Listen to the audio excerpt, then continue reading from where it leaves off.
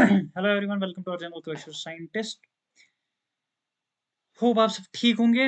हमने अपना chapter light reflection refraction complete कर चुके हैं। हम बोर्ड्स उसका सिलेबस जो था पूरा कवर कर चुके हैं। हम बोर्ड्स लेवल तक के क्वेश्चंस कर चुके हैं। अभी आज हम लेक्चर में हम थोड़ा लेवल को ऊपर ले जाएंगे, कुछ थोड़े से पॉइंट्स डिस्कस करेंगे, एडिशनल पॉइंट्स डिस्कस करेंगे और उसके बाद हम कुछ क्वेश्चंस करेंगे क्योंकि ओलंपियाड्स एनटीएससी लेवल के हिसाब से अब ये क्वेश्चंस बहुत इंपॉर्टेंट होते हैं। ठीक है, न्यूमेरिकल्स बहुत इंपॉर्टेंट होते हैं। तो आगे बढ़ते हैं और बात करते हैं इंपॉर्टेंट पॉइंट्स क्या हम डिस्कस करने वाले। एक इंपॉर्टेंट पॉइंट जो मैं ऑलरेडी आपसे डिस्कस कर चुका हूं, दैट इज कि अगर एक ग्लास स्लैब है, इसकी थिकनेस टी है और इससे एक लाइट पास हो रही है वापस इसी मीडियम में, जिस मीडियम में इनिशियली जहां से आ रही थी उसी मीडियम में वापस चली गई।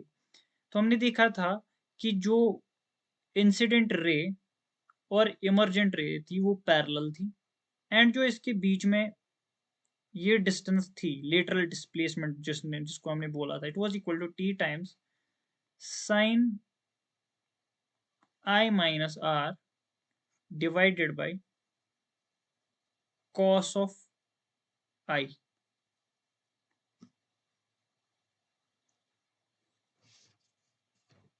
सॉरी,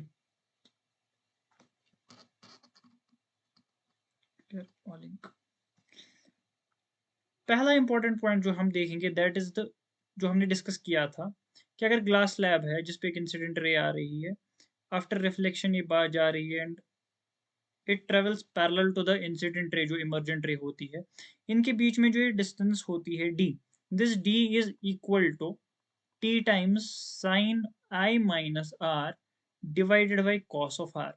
ये हमारा पहला पॉइंट। दूसरी चीज हमने देखी थी इफेक्ट्स ऑफ रिफ्रैक्शन में, कि हमें लगता है जब अगर हमारे पास कोई बीकर है, इसमें कुछ पानी है, तो हमें क्या लगता है कि ये रेज्ड है, ये थोड़ा सा ऊपर है, इसकी एक्चुअल जो अपरेंट डेप्थ होती है that is not equal to the actual depth, real depth. ठीक है, तो इसकी क्या फॉर्मूला है कि हम कैसे देखते हैं।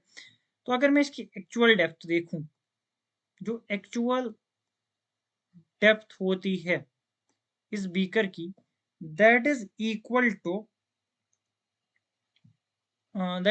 To mu times virtual depth.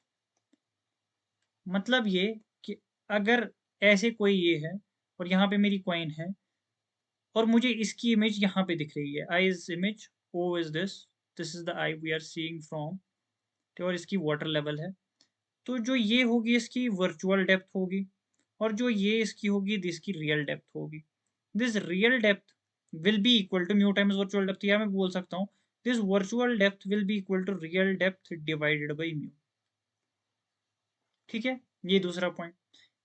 इस केस में लेकिन क्या कर रहे थे, हम देख रहे थे रियरर मीडियम से और ऑब्जेक्ट था हमारा डेंसर मीडियम। अगर उल्टा केस लेंगे, अगर हम ऑब्जर्व करेंगे from the rear denser medium और किसी ऑब्जेक्ट को रियरर मीडियम में रखेंगे, उस टाइम पे जो हमारी रियल हाइट होगी, अब रियल हाइट जो होगी that will be equal to mu times, sorry, apparent height, apparent height divided by mu. ये कब केस है, जब हम डेंसर से, देखो पहला केस था ये कि हम रेयर मीडियम से ऑब्जर्व कर रहे हैं और डेंसर मीडियम में कोई ऑब्जेक्टिव से देख रहे हैं, तो वो एपरेंट, उसकी जो एपरेंट डेप्थ दिख रही थी वो कम थी as compare to this real depth. ठीक है, दूसरी चीज, तो वो क्या आ रहा था, virtual depth is equal to real depth by mu.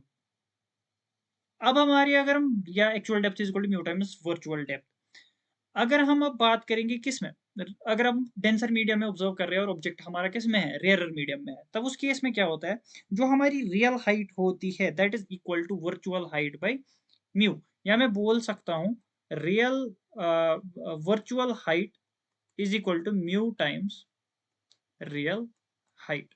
ठीक है, ये दो फॉर्मूलाज आ गई हमारे पास।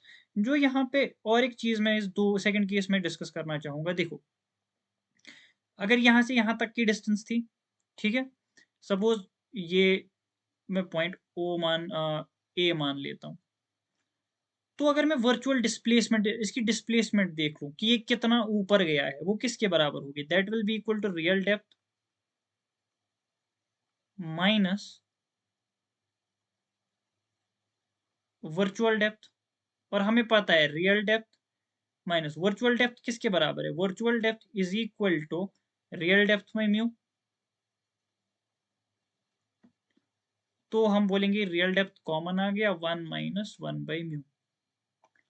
तो अगर हम बोलेंगे किसी बीकर, कोई बीकर है हमारे पास जिसकी डेप्थ टी है, तो उसमें से जो डिस्प्लेसमेंट, वर्चुअल डिस्प्लेसमेंट आ गई, दैट इज टी टाइम्स 1 - 1/μ के बराबर होगी। दिस इज आवर जो इंपॉर्टेंट पॉइंट थे। पहला important point,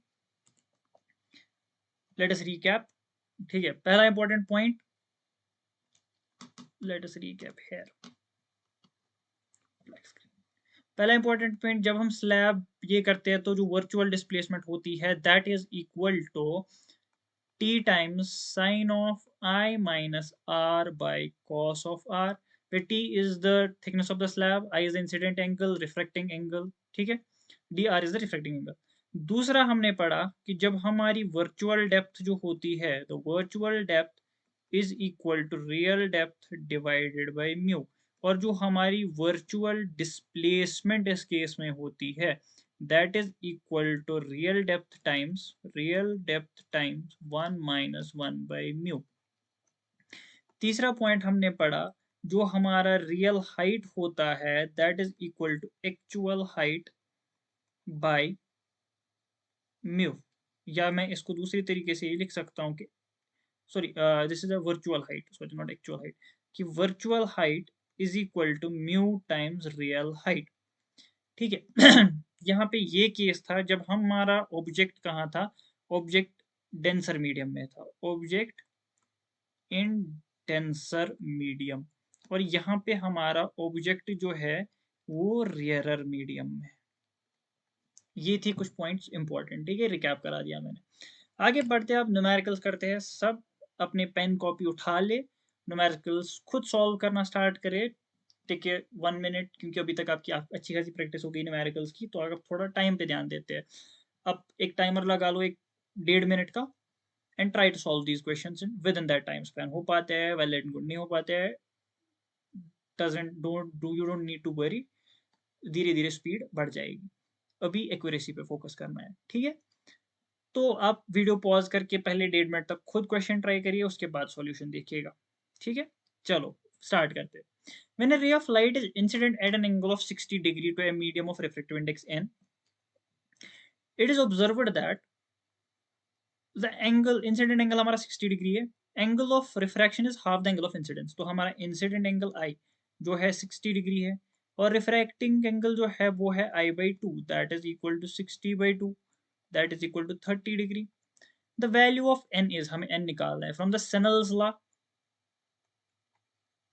we know sin of I by sin of R is equal to n, which implies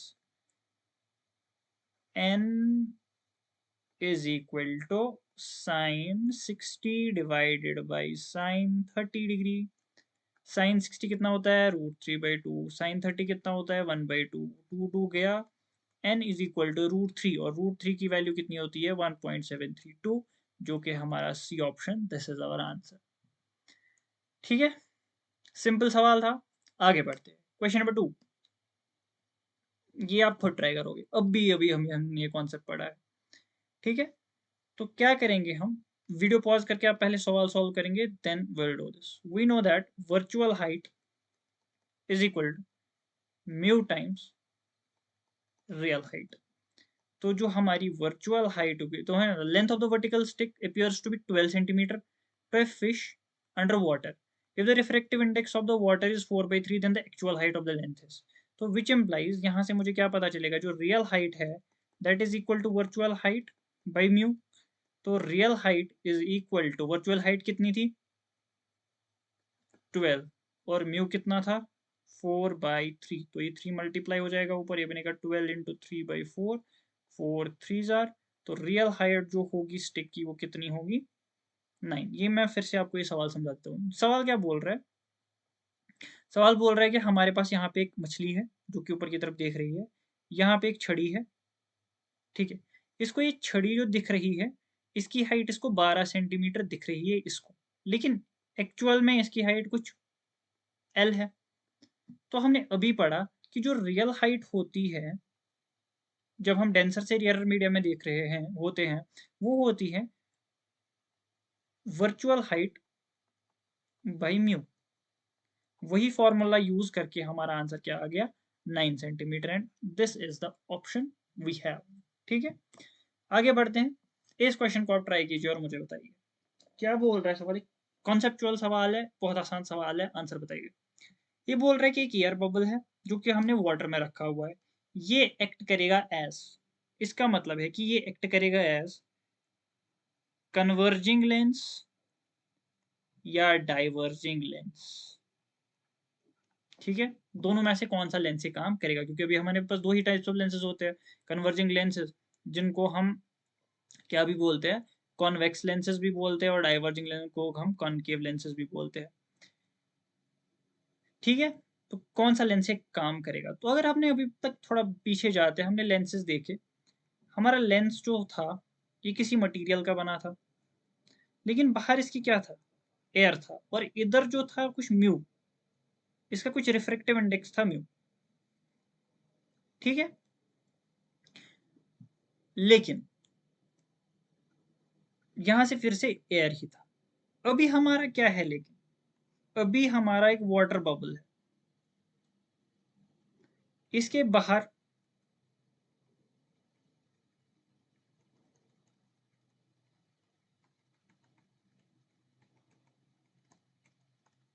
ऐसे एक रे ऑफ लाइट आएगी, हम ऐसे एक लेंस की तरह काम, पूरा लेंस की तरह बनाएंगे इसे। अब मान लो ये हमारा वाटर बबल है, यहाँ पे म्यू वाटर है, ये म्यू एयर है, ये फिर से म्यू वाटर है। तो जो रे ऑफ लाइट आएगी इस पे पड़ेगी, ये इस पे नॉर्मल एक्ट करेगा, तो ये क्या करेगा, since it is travelling from denser to rare medium, ये अवे फ्रॉम द नॉर्मल जाएगा। ठीक है, अवे फ्रॉम द नॉर्मल गया। इसके बाद यहाँ पे फिर से एक नॉर्मल है, अब रे ऑफ लाइट रेयरर से डेंसर जाएगी, तो टुवर्ड्स द नॉर्मल जाएगा। तो अगर आप देखोगे जो रे ऑफ लाइट आ रही है दैट इज ट्रेवलिंग, वो क्या कर रही है, वो दूर जा रही है इससे, कहाँ से, नॉर्मल से दूर जा रही है फाइनली, और ये अपने जो पाथ थी इससे डाइवर्ज हो रही है, डाइवर्ज हो रही है, ना कि क्लोज आ रही है टू द फोकस, या अवे फ्रॉम द फोकस चली जा रही है। ठीक है, ये है हमारा। तो हमारा जो ये लेंस करेगा एक्ट एज क्या करेगा, डाइवर्जिंग लेंस एक्ट करेगा, एज डाइवर्जिंग लेंस एक्ट करेगा। फिर से एक बार मैं समझा देता हूँ, देखो काम क्या हो रहा है। हम एक जनरल एग्जांपल लेते हैं इसको समझने के लिए, एक लेंस है। ठीक है, एक बाहर मीडियम इसका म्यू है। ठीक है, अब क्या काम हो रहा है, और इधर अंदर इसका म्यू है और बाहर वन है, बाहर वन है, अंदर म्यू रिफ्लेक्टिव इंडेक्स है। तो ये रेयरर मीडियम है, ये डेंसर मीडियम है। अब जब रे ऑफ लाइट आ रही है इस पे, जब इस वाले पोर्शन पे पड़ेगी, तो क्या होगा, रेयरर से डेंसर में गया, तो rare of light towards the origin आएगी, सॉरी टुवर्ड्स द नॉर्मल आएगी, इधर पे पड़ी, अब फिर से नॉर्मल, अब क्या, डेंसर रेयरर से, अब डेंसर से रेयरर जा रहा है, तो अवे फ्रॉम द नॉर्मल जाएगी, तो इधर की तरफ फिर से बेंड होगी, तो क्या हो रही है, कन्वर्ज हो रही है। अब अगर यहाँ से एक रे ऑफ लाइट आई, यहाँ पे normal, ray of light will bend towards the normal, अब यहाँ पे पहुंची, यहाँ पे अवे फ्रॉम द नॉर्मल, तो नॉर्मल अगर ऐसे है अवे फ्रॉम द नॉर्मल, इधर की तरफ जाएगी, तो ये दोनों कन्वर्ज हो रहे हैं। अब अगर हम इन कंपैरिजन टू दिस एक कनकेव लेंस ले ले, अब अगर हम कनकेव लेंस ले ले, इधर पे एक रे ऑफ लाइट आ रही है, ये वन है, ये म्यू है। ठीक है, रे ऑफ लाइट आ रही है, रेयर से डेंसर जा रही है। ठीक है, तो ये नॉर्मल है, तो क्या जाएगी, रेयर से denser to towards the normal, ऐसे जैसे ही इस पॉइंट पे पहुंचेगी, अब डेंसर से ये ऐसे आएगा नॉर्मल, डेंसर से rare away from the normal ऐसे ही जाएगी, तो डाइवर्ज हो रही है। ठीक है, अब जो हमारा केस था उसमें क्या था, उधर अंदर ही ए म्यू ए था जो था, और ये म्यू वाटर था, ये भी म्यू वाटर था। तो यहाँ पे क्या होगा, mu water is less than mu air, sorry mu water is greater than mu air. तो ये डेंसर मीडियम है, रेयर मीडियम है। इसमें क्या हो रहा था, एक रे ऑफ लाइट आ रही थी, जब इस पे नॉर्मल पे पड़ेगी तो टुवर्ड्स द नॉर्मल बेंड होगी, जब इस वाली सरफेस पे पहुंचेगी, जब टुवर्ड्स ये करेगी तो क्या काम होगा, ये अवे फ्रॉम द नॉर्मल, जब यहाँ पे पड़ी, यहाँ पे नॉर्मल थी, डेंसर से रेयर में गई थी, अवे फ्रॉम द नॉर्मल जाएगी, जब यहाँ पे पहुंची, यहाँ पे भी नॉर्मल, तो यहाँ पे रेयर से डेंसर में जा रही है, तो ये फिर से क्या टुवर्ड्स द नॉर्मल आएगी, भी नॉर्मल ऐसे है तो ऐसे जाएगी, तो ये फिर से डाइवर्ज होगा, यही हमारा केस था।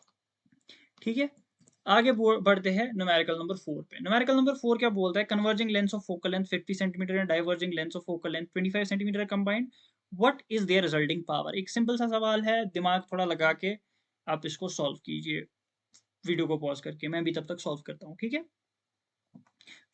खुद पहले सॉल्व करके फिर मेरा सॉल्यूशन देखिएगा।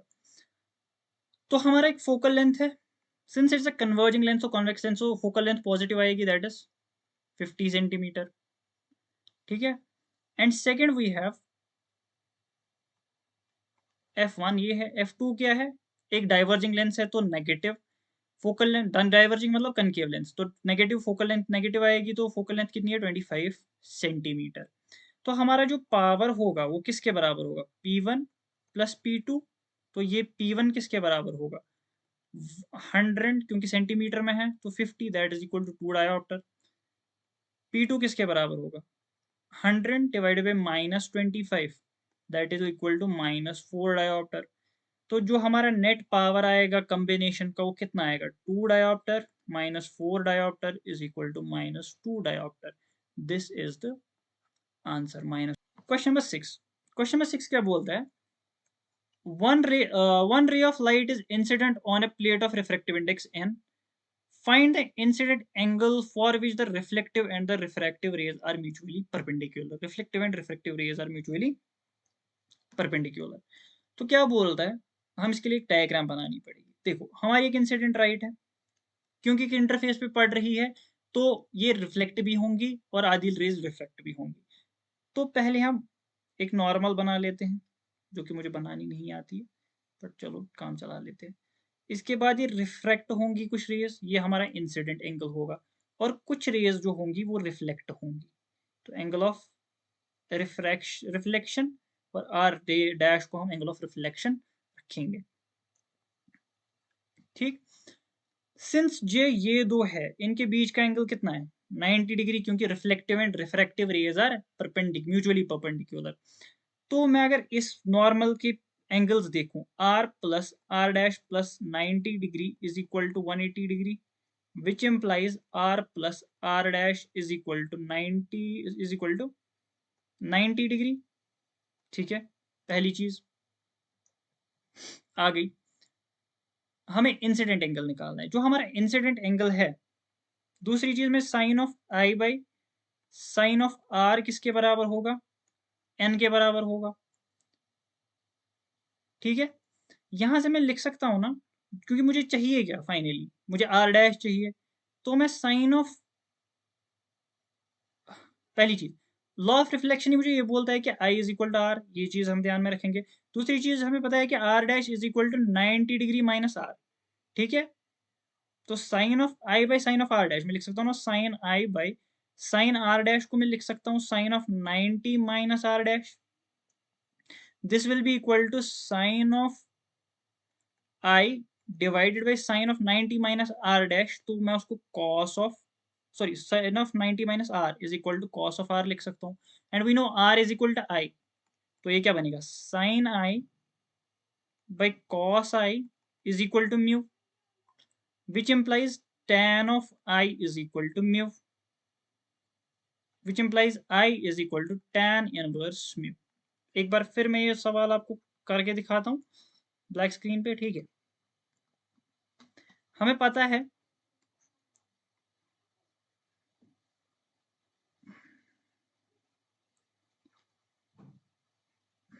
जो हमारी ये रिफ्लेक्टेंट है और ये रिफ्लेक्टिव है, ये आर डैश, ये आर, ये I, by the laws of reflection हमें पता है I is equal to R, ठीक है। दूसरी चीज हमें पता है R plus R dash plus 90 degree, क्योंकि इनके बीच जो रिफ्लेक्टिव और रिफ्लेक्टेड रेज जो है म्यूचुअली परपेंडिकुलर है, इज इक्वल टू 180 डिग्री। तो आर प्लस आर डैश की वैल्यू 90 डिग्री आई, which implies R dash is equal to 90 degree minus R is, ठीक है। तो आर लेकिन आई के बराबर है, तो मैं लिख सकता हूँ 90 डिग्री माइनस आई, ठीक है।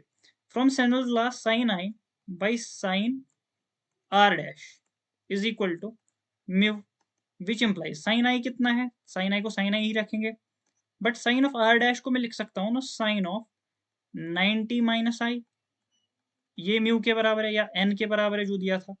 तो sine of I by cos of 90 minus I को मैं लिख सकता हूँ बाई कंप्लीमेंट्री एंगल की साइन कॉस ऑफ आई के बराबर आएगा, is equal to N, which implies cos I by sine I by cos I होता है tan of I is equal to N, which implies I is equal to tan inverse N, ठीक है। वो अब समझ आ गया होगा। तो इसका आंसर जो हमारा आएगा that is equal to tan inverse N. Thank you. यहाँ पे हमारे न्यूमेरिकल्स हमारा पूरा चैप्टर कंप्लीट हो गया है लाइट का। होप कि आपको सारे टॉपिक्स अच्छे से समझ आ गए होंगे। Thank you.